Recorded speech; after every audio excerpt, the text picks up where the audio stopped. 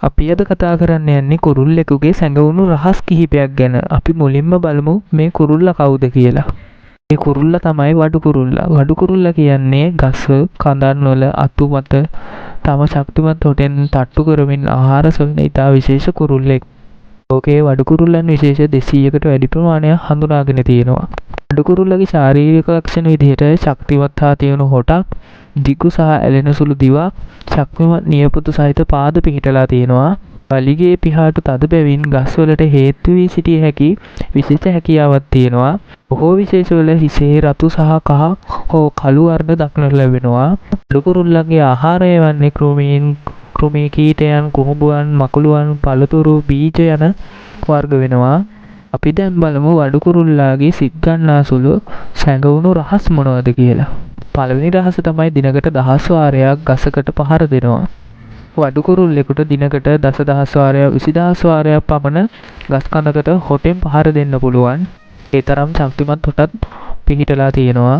දෙවෙනි එක තමයි මොළය ආරක්ෂා කරන විශේෂ ව්‍යුහයක් තියෙනවා. මෙතරම් වේගයෙන් ගසකට පහර දුන්නත් මොළයට හානියක් නොවෙන්නේ හිස් කබලේ කම්පන ශෝෂක ව්‍යුහයක් පිහිටලා තියෙනවා. ඒ කම්පන ශෝෂක ව්‍යුහයෙන් කම්පන අවශෝෂක කරගන්නවා. ඊළඟ එක තමයි දිව හිස වටා ගමන් කරනවා.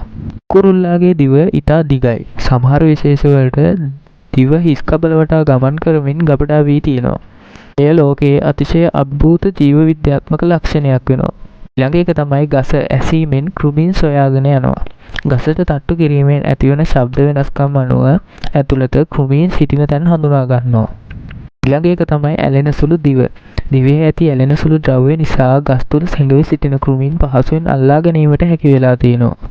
ඊළඟ එක තමයි වලිගය තුන්වන ආධාරකයක් ලෙස භාවිතා කරනවා. ගසට නැගී සිටින විට පාද දෙකම සමග වලිගයද ආධාරකයක් ලෙස භාවිතා කරනවා.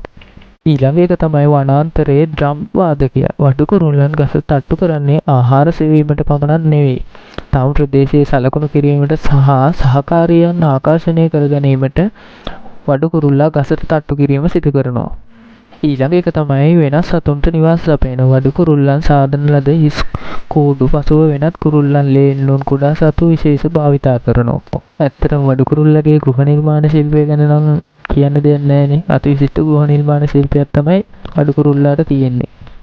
එහෙනම් ඉතින් අදට වීඩියෝ එකකින් සමුගන්නවා. නැවත මේ වගේම අලුත් කුරුල්ලෙකුගේ වීඩියෝ එකකින් නැවත හමු වෙමු.